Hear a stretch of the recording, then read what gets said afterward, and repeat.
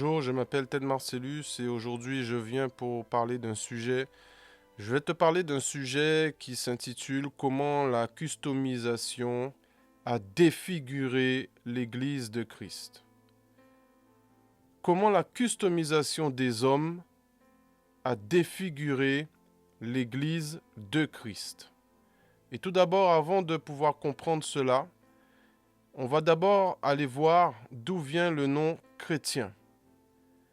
Et pour le voir, on va aller dans Acte 11 au verset 25, où il est écrit Barnabas se rendit ensuite à Tars pour chercher Saul.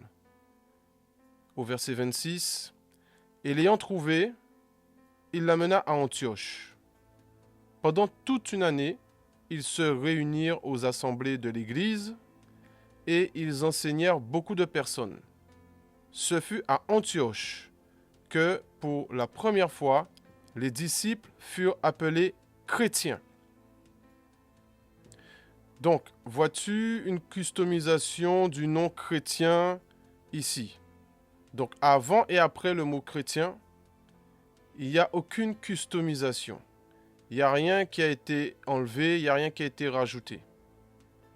Et maintenant, on va aller dans Acte 26, Acte chapitre 26, au verset 27. Crois-tu au prophète, roi Agrippa? Je sais que tu y crois.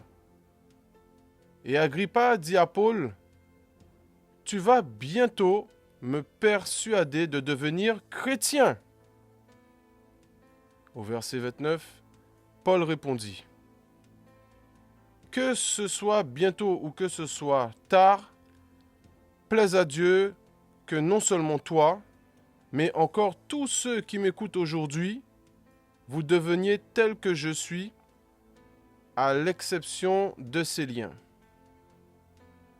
Donc, Paul est en train de décrire ici qu'il souhaite que le roi Agrippa devienne tel qu'il est, c'est-à-dire chrétien, sauf les liens qu'il a en ce moment. Parce que Paul, en ce moment, il était lié, il avait des liens.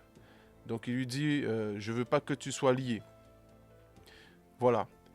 Donc, maintenant, nous allons voir les inventions des hommes et les customisations des hommes dans l'Église. On va reprendre le verset 28 de Acte 26. Et Agrippa dit à Paul, tu vas bientôt me persuader de devenir chrétien. Et maintenant, toi qui m'écoutes, je vais te poser la question. Toi qui es dans une église, toi qui es dans une assemblée chrétienne avec une dénomination religieuse particulière, toi qui es enseigné dans cette église avec la même Bible que je suis en train de lire actuellement. Et Paul, qui parle au roi Agrippa, et le roi Agrippa dit à Paul, tu vas bientôt me persuader de devenir chrétien. Est-ce qu'il est écrit chrétien orthodoxe? Est-ce qu'il est écrit chrétien pentecôtiste? Est-ce qu'il est écrit chrétien kibanguiste? Est-ce qu'il est écrit chrétien catholique? Chrétien adventiste? Chrétien baptiste? Chrétien évangélique? Chrétien témoin de Jéhovah? Chrétien protestant? Chrétien mormon? Anglicane? Luthérienne? Calviniste? Méthodiste? Et bien d'autres doctrines semblables. Est-ce qu'il est écrit tout ça là? Voilà la question aujourd'hui qu'il est important de se poser. Est-ce que le roi Agrippa, les Antiochais, ont-ils customisé le mot chrétien selon la Bible? Trouves-tu dans les Écritures accompagnées de chrétiens tout ce que je viens de te lister? Trouves-tu cela dans ta Bible? Et donc, il est important pour nous de comprendre que derrière tous ces mots-là de dénomination religieuse que l'homme a inventé qui n'est pas dans la Bible, tous ces mots-là sont rattachés à une doctrine et on dit même une branche. On appelle ça des branches du christianisme. Alors combien de branches que Jésus a laissées dans l'Église? Jésus n'a pas laissé de branches. Il n'y a pas de branches. Il n'y a pas de branches de toutes ces dénominations dans la Bible. Il y a une seule Église authentique qui se propage partout sur la terre. C'est l'Église de Christ, accompagnée du nom du lieu de la ville où elle se trouve, à la rigueur. Mais toute autre appellation ne vient pas de Jésus, mais de la customisation des hommes. Et maintenant, on va voir ce qui vient de Jésus quand il faut rajouter quelque chose après le nom de l'Église.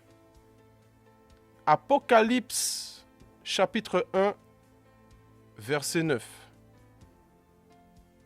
Moi, Jean, votre frère, et qui est part avec vous à la tribulation et au royaume et à la persévérance en Jésus. J'étais dans l'île appelée Patmos. À cause de la parole de Dieu et du témoignage de Jésus, je fus ravi en esprit au jour du Seigneur, et j'entendis derrière moi une voix forte, comme le son d'une trompette, qui disait : « Ce que tu vois, écris-le dans un livre et envoie-le aux 7 églises. À Éphèse, à Smyrne, à Pergame, à Thyatire, à Sardès, à Philadelphie et à Laodicée. » Donc on voit quoi?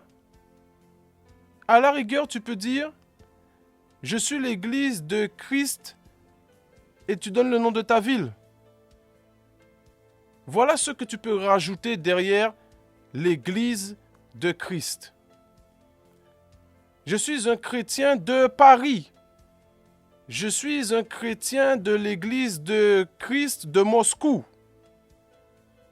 Je suis un chrétien de l'église de Christ de Washington. Je suis un chrétien de la ville de Lyon. Donne le nom de ta ville, mais il n'y a pas d'autres noms à customiser, inventer, sortis de chacun pour inventer sa propre doctrine.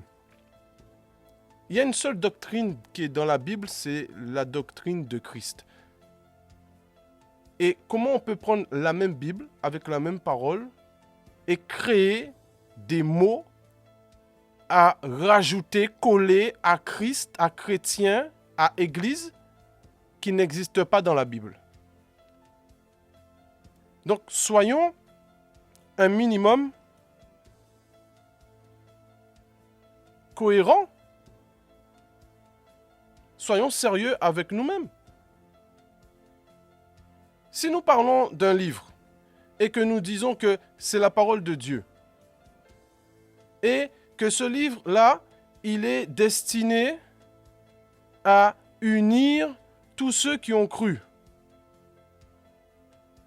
Mais à partir du moment où chacun va inventer son histoire qui n'est pas dans la Bible, on va se perdre. Et c'est pour ça qu'aujourd'hui, l'Église de Christ, elle est égarée à tout vent de doctrine et qu'elle est défigurée. Chacun, il a inventé sa branche. Continuons. Maintenant, qui doit composer l'Église de Christ? Alors toi qui fréquentes une église où un homme utilise la Bible pour te prêcher le Seigneur Jésus-Christ, allons voir qui Jésus a donné dans l'église où tu es. Éphésiens chapitre 4 au verset 11. Et il a donné les uns comme apôtres, les autres comme prophètes, les autres comme évangélistes, les autres comme pasteurs et docteurs. Au verset 12, pour le perfectionnement des saints en vue de l'œuvre du ministère et de l'édification du corps de Christ. Donc, qu'est-ce qu'on a vu?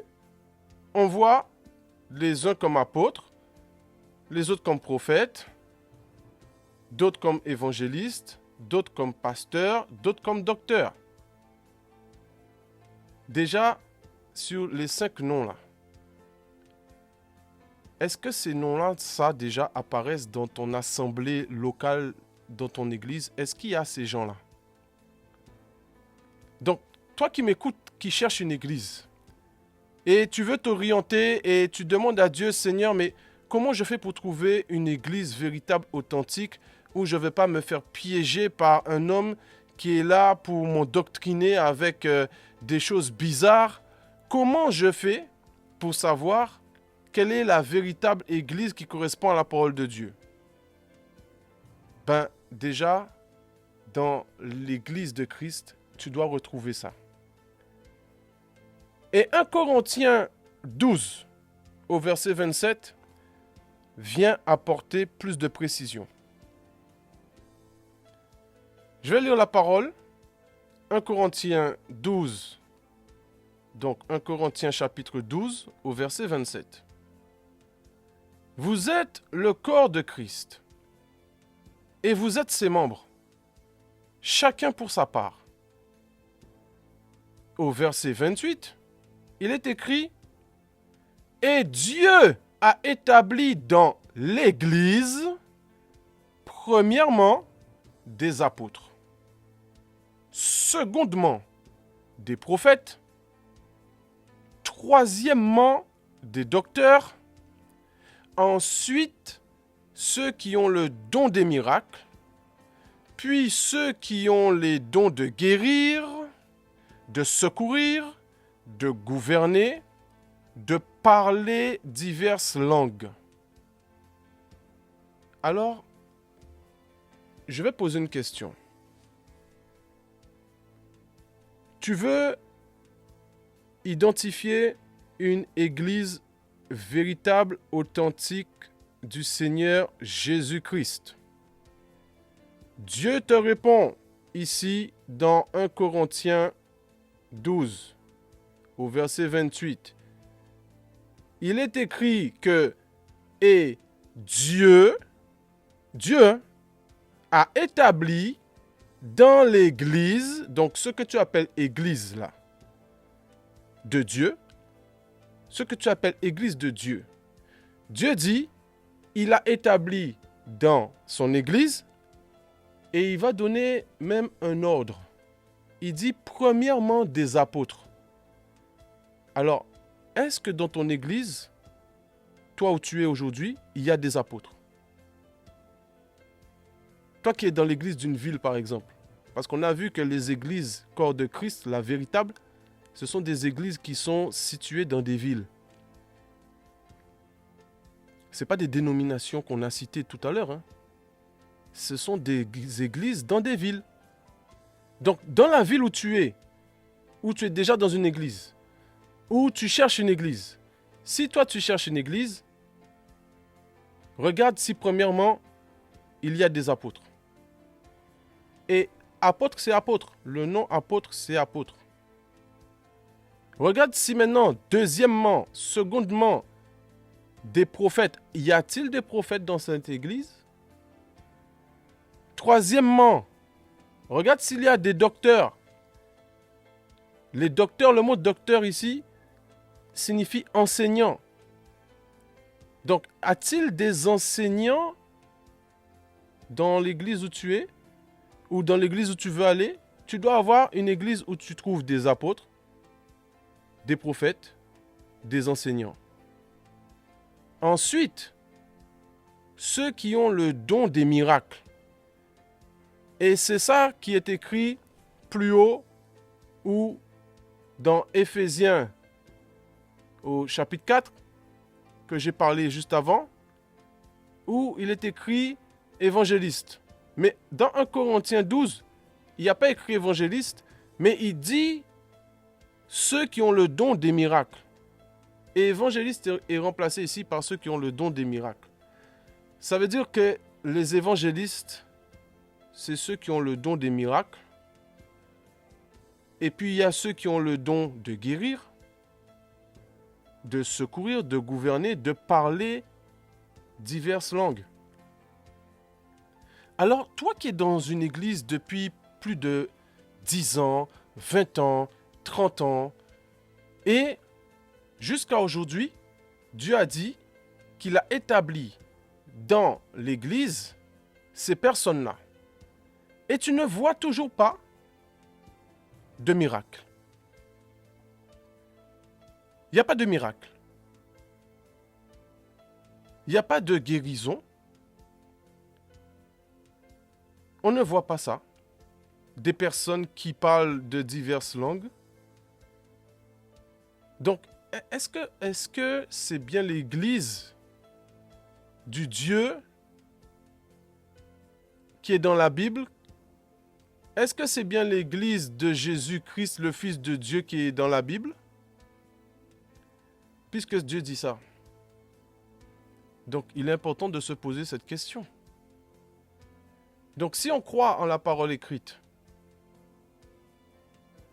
il faut y croire jusqu'au bout. Il faut y croire jusqu'au bout. Donc, je vais continuer 1 Corinthiens 12 au verset 29. Donc, il est écrit, tous sont-ils apôtres? Tous sont-ils prophètes? Tous sont-ils docteurs? Tous ont-ils le don des miracles? Tous ont-ils le don des guérisons?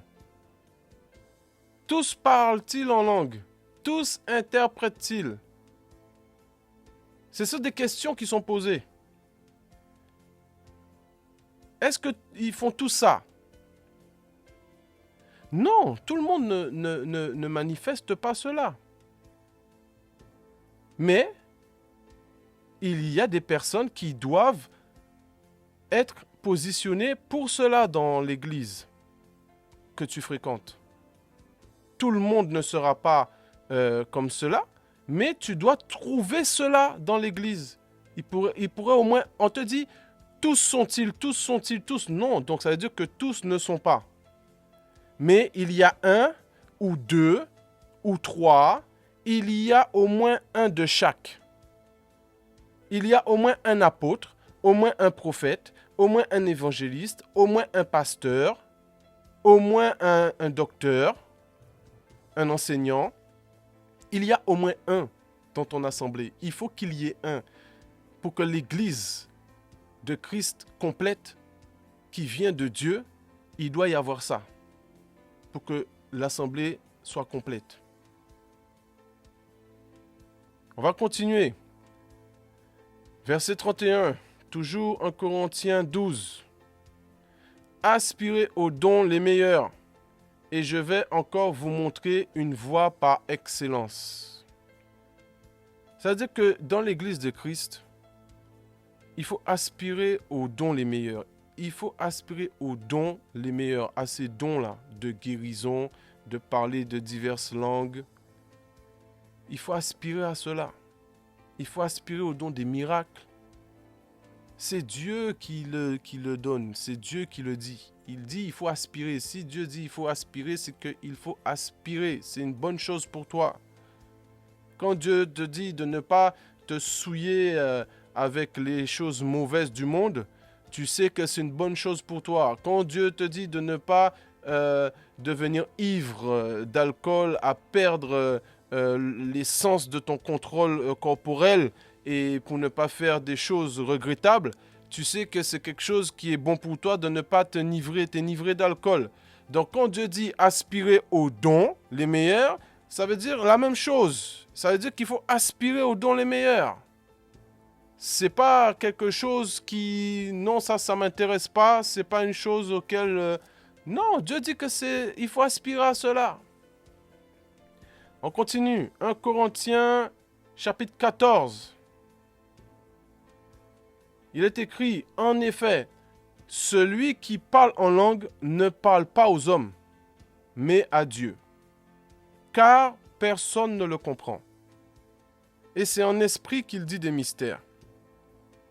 Celui qui prophétise, au contraire, parle aux hommes, les édifie, les exhorte, les console. Celui qui parle en langue s'édifie lui-même. Celui qui prophétise édifie l'Église. Je désire que vous parliez tous en langue, mais encore plus que vous prophétisiez.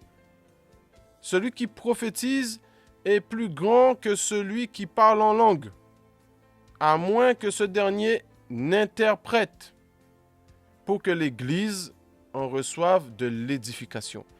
Pour que l'Église, on parle de l'Église de Christ. Ce n'est pas une autre Église. Toi qui vas à l'Église, tu dis je suis chrétien, je suis à l'Église. Tu es à l'Église de Christ. Et dans l'Église de Christ, il est écrit, toujours dans le même passage, je le reprends. En effet, celui qui parle en langue ne parle pas aux hommes. As-tu dans ton Église une personne qui parle en langue? Mais à Dieu, as-tu cela? As-tu une personne qui parle en langue à Dieu et que personne ne le comprend? Parce que c'est en esprit qui dit des mystères. Est-ce que tu vois ça dans ton Église? As-tu une personne, au verset 3, qui prophétise? Celui qui prophétise, au contraire, parle aux hommes. Donc, il faut une personne dans l'église où tu es qui prophétise.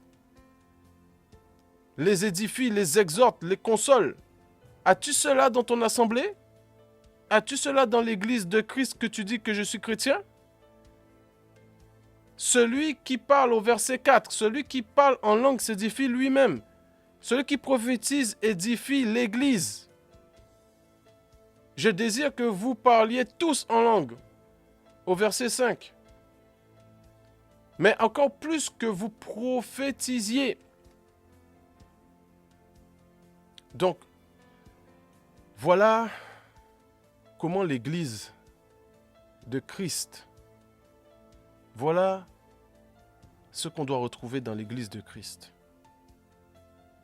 Voilà ce qui doit se trouver dans l'Église de Christ. Et toi, aujourd'hui, tu es dans une église et il n'y a pas cela. Il n'existe point cela. Alors, c'est quelle église qui est dans la Bible que tu fréquentes? Quelle est cette église-là qui est dans la Bible que tu fréquentes? Parce que sinon, ce n'est pas l'église de Christ. Dans l'église de Christ, pure et véritable, fidèle, c'est ce qu'il y a dedans. Donc, si tu fréquentes une assemblée où tu n'as même pas une seule chose manifeste de tout ça là, c'est qu'il faudrait peut-être se poser la question,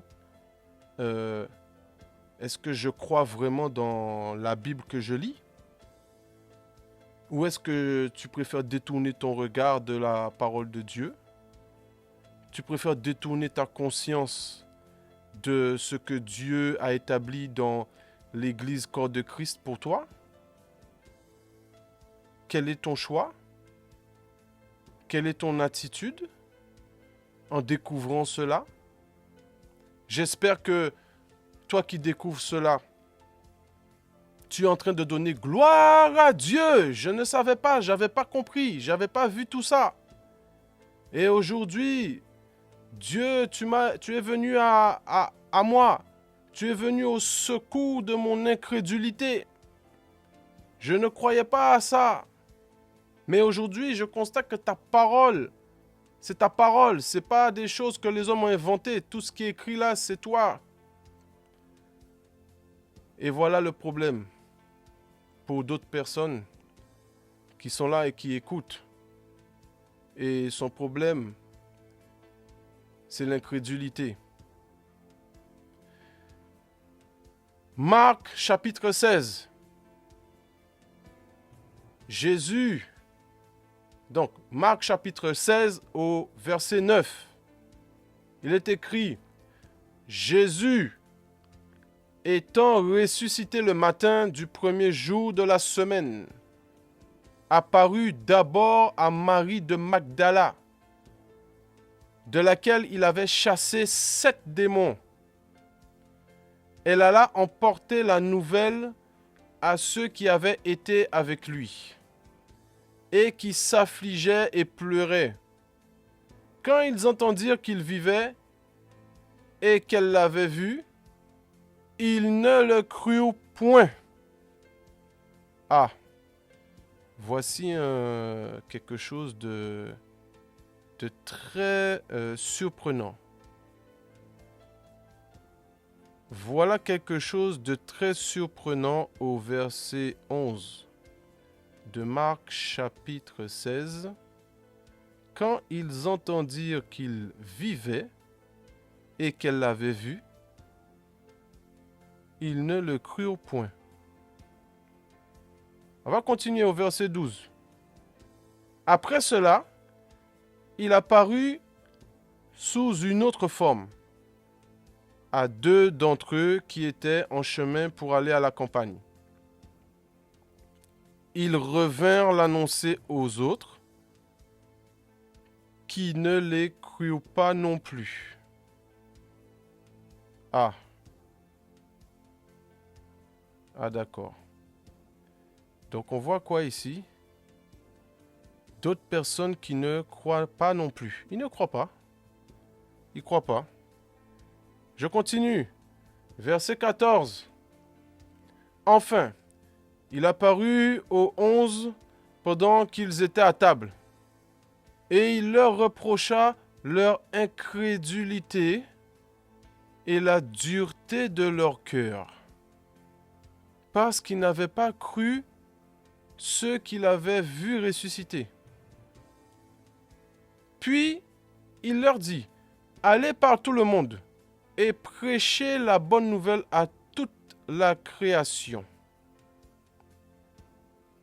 Au verset 16, celui qui croira et qui sera baptisé sera sauvé, mais celui qui ne croira pas sera condamné. Au verset 17, voici les miracles qui accompagneront ceux qui auront cru. Ah, restons ici quelques secondes. On vient de voir un problème d'incrédulité de gens qui n'ont pas cru. Et voilà maintenant que Jésus annonce quelque chose. Voici les miracles qui accompagneront ceux qui auront cru. Alors, en mon nom, ils chasseront les démons, ils parleront de nouvelles langues, ils saisiront des serpents, s'ils boivent quelque breuvage mortel, il ne leur fera point de mal. Ils imposeront les mains aux malades et les malades seront guéris. Alors, restons ici et observons une scène qui vient de se dérouler dans notre conscience. Dans Marc 16. Nous allons rester sur Marc 16 pour méditer cela. On voit que Jésus a été ressuscité le matin du premier jour de la semaine.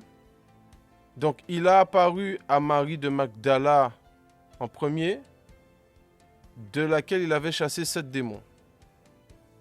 Ensuite, Marie, elle va apporter la nouvelle à ceux qui avaient été avec Jésus.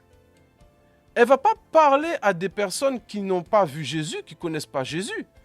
Elle va dire aux disciples de Jésus, qui étaient avec Jésus, qu'il est ressuscité. Et quand elle arrive, elle voit qu'ils étaient affligés, ils étaient en train de pleurer, parce que Jésus, il est mort. Et quand ils ont entendu la nouvelle que Marie vient de leur dire que Jésus vit et qu'elle l'avait vu, il est écrit, ils ne le crurent point. Ils n'ont pas cru. Alors qu'ils étaient avec Jésus. Ils n'ont pas cru. Alors que Jésus leur avait dit qu'il allait mourir, qu'il allait être ressuscité. Eux-mêmes, ils ont vu Jésus faire beaucoup de miracles à travers leurs propres mains. À travers leurs propres mains même, ils ont vu Jésus faire des choses avec eux. Ils ont expérimenté le surnaturel divin de Dieu avec Jésus de son vivant. Ils l'ont vu. Et il dit, je vais mourir, je vais ressusciter. Et là, ils ne croient pas. Et on voit quoi? Qu'est-ce qui se passe au verset 12? Après cela, Jésus il apparut sous une autre forme à 2 d'entre eux qui étaient en chemin pour aller à la campagne. Et pendant qu'ils sont en chemin, ils vont à la campagne, ils revinrent l'annoncer aux autres et qui ne les crurent pas non plus. Voilà. Personne ne veut croire que Jésus est ressuscité. Alors, maintenant, soyons sérieux nous-mêmes. Nous, chrétiens d'aujourd'hui, nous disons Jésus est ressuscité.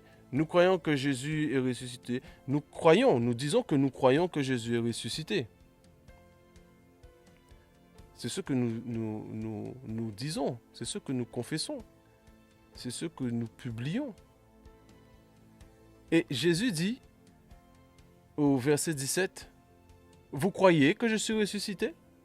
Nous disons, oui, Jésus est mort et le 3e jour, il est ressuscité. Jusqu'à aujourd'hui, on dit ça en 2024. Jésus dit, vous êtes sûrs? Nous disons, oui, nous sommes sûrs, nous avons cru. Et Jésus dit, mais moi, je vous dis au verset 17 que voici les miracles qui accompagneront ceux qui auront cru. En mon nom, vous allez chasser les démons. Vous allez parler de nouvelles langues. Vous allez saisir des serpents. Et vous allez boire des choses mortelles. Et tout ça là, ça ne va pas vous faire de mal. Vous allez imposer les mains aux malades et les malades seront guéris. Alors, nous là qui avons cru aujourd'hui, je ne dis pas qu'on doit pouvoir manifester tout ce que Jésus a cité ici là. Mais avons-nous expérimenté au moins une seule chose ici? Toi qui m'écoutes, qui crois en Jésus, et Jésus dit, si tu as cru en mon nom, tu dois manifester, si tu as cru, si tu as cru au nom de Jésus. Jésus dit, voici les miracles qui accompagneront ceux qui auront cru. Il dit, en mon nom, ils chasseront les démons. Et il parle. Donc ça veut dire que tu dois expérimenter de chasser un démon. Si tu n'as pas expérimenté au moins de chasser un démon, tu dois expérimenter au moins de parler de nouvelles langues. Ils parleront de nouvelles langues. Si tu n'as pas au moins expérimenté les deux, ils saisiront des serpents. Je ne te dis pas d'aller chercher un serpent, d'aller attraper un serpent, de saisir un serpent. Mais si l'occasion se présente, peu importe où tu es, qu'un serpent il veut te mordre, il te dit que ils boivent quelques breuvages mortels, il ne leur fera point de mal. Il y a une expérience avec Paul. Un serpent venimeux l'a piqué, il a secoué sa main dans le feu et il ne s'est rien passé. Ils imposeront les mains aux malades et les malades seront guéris. Et tu as vu quelqu'un malade, tu lui as imposé les mains, il n'est pas guéri. Donc, dans toute la liste, il n'y a pas une de ces choses-là que tu as manifesté, même pas une. Alors que Jésus dit, voici les miracles qui accompagneront ceux qui auront cru. Donc, c'est quel style de croyance que tu entretiens? Est-ce que c'est la même croyance que les disciples de Jésus là qui ne crurent point? Est-ce que c'est la même croyance? Parce que c'est pour ça que Jésus dit ça. C'est pour cela. Le verset 14, Jésus même il dit, enfin, il apparut aux 11 pendant qu'ils étaient à table et il leur reprocha leur incrédulité et la dureté de leur cœur parce qu'ils n'avaient pas cru ce qu'il avait vu ressusciter. Il leur a reproché, Jésus a reproché l'incrédulité et la dureté du cœur parce que ils n'avaient pas cru. Et pour vérifier si tu as cru, Jésus dit, voilà comment tu vas pouvoir voir est-ce que tu as cru vraiment. Parce que on peut dire qu'on a cru, mais comment on sait qu'on a cru? Jésus dit, attends, je vais te montrer, je vais te donner un moyen de savoir si tu as vraiment cru en mon nom. Il dit, voilà les miracles qui accompagneront ceux qui auront cru. Donc, dans cette liste-là, au verset 17 et au verset 18 de Marc chapitre 16, as-tu déjà vérifié comment as-tu cru en Jésus? Tu dois au moins expérimenter au moins une chose, au moins une fois dans ta vie. C'est important. Donc, on va continuer au verset 19. Le Seigneur, après leur avoir parlé, fut enlevé au ciel. Et il s'assit à la droite de Dieu. Et ils s'en allèrent prêcher partout. Le Seigneur travaillait avec eux et confirmait la parole par les miracles qui l'accompagnaient. Le Seigneur travaillait avec eux et confirmait la parole par les miracles qui l'accompagnaient. Donc, le Seigneur confirme par ceux qui ont cru la parole par des miracles. Il doit y avoir des miracles qui accompagnent une personne qui a cru en Jésus-Christ. C'est ça la parole de Dieu. C'est la Bible, c'est ta Bible chez toi que tu as ouverte, c'est écrit, c'est pareil. C'est pas ma Bible que j'ai inventée avec mes propres choses que moi-même j'ai inventées. Tu peux le vérifier. Et tu peux te poser la question aujourd'hui, me voici Père devant toi. Et je me rends compte que je suis dans une situation où je dis que j'ai cru en Jésus. Mais est-ce que mon incrédulité, j'ai pas cru comme les incrédules? Voilà la question. Et aujourd'hui, c'est bien dans cette configuration défigurée que se trouve l'Église du Seigneur Jésus-Christ. 2 Corinthiens 4.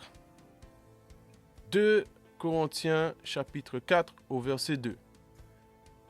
Il est écrit, nous rejetons les choses honteuses qui se font en secret.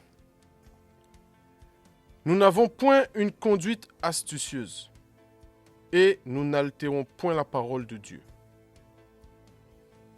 Mais en publiant la vérité, nous nous recommandons à toute conscience d'homme devant Dieu. Si notre évangile est encore voilé, il est voilé pour ceux qui périssent, pour les incrédules dont le Dieu de ce siècle a aveuglé l'intelligence, afin qu'ils ne visent pas briller la splendeur de l'évangile de la gloire de Christ, qui est l'image de Dieu.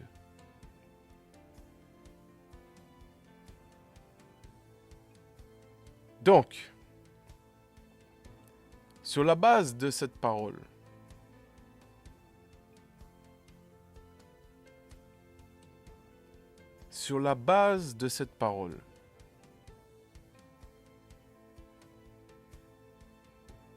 l'incrédulité,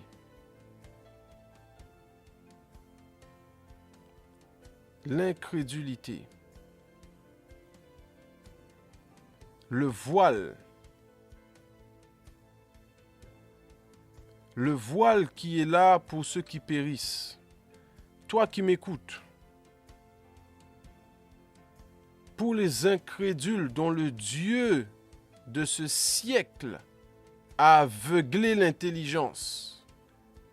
Le Dieu de ce siècle, c'est l'adversaire, c'est Satan. Afin qu'il ne vise pas briller la splendeur de l'évangile de la gloire de Christ qui est l'image de Dieu. Toi qui m'écoutes,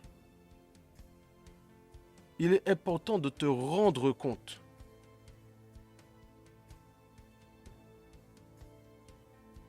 il est important de prendre conscience que si ton incrédulité t'empêche de te retrouver dans la bonne église de Jésus-Christ, tu dois te révolter.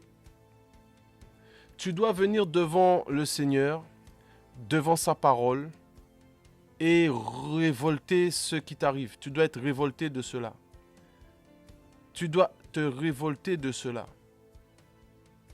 Tu dois changer. Tu dois chercher à croire véritablement et pas être dans l'incrédulité. Car il est écrit que ton intelligence a été aveuglée afin que tu ne vois pas briller la splendeur de l'évangile de la gloire de Christ. L'évangile, c'est la bonne nouvelle. L'évangile, ça veut dire bonne nouvelle. Traduction en français de évangile. Tu traduis évangile en français, ça veut dire bonne nouvelle. C'est une bonne nouvelle qui t'est annoncée. La bonne nouvelle de la gloire de Christ, qui est l'image de Dieu. Père, merci Seigneur. Je te demande d'accorder la révélation de ta parole à une personne qui aujourd'hui a pris le temps d'écouter ce message afin de t'honorer. Pas d'honorer un homme, mais afin de t'honorer toi, Père, seul.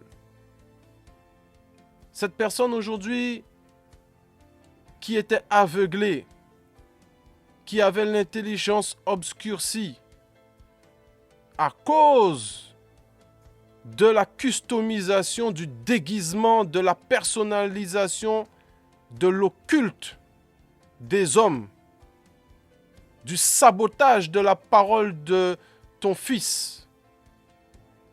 À cause de cela, Seigneur Père, celui qui a pris le temps et qui agrée aujourd'hui et qui reconnaît, Père, aujourd'hui, qu'il a été dérouté, qu'il a été endoctriné, traîné à gauche, à droite par les fausses doctrines des hommes.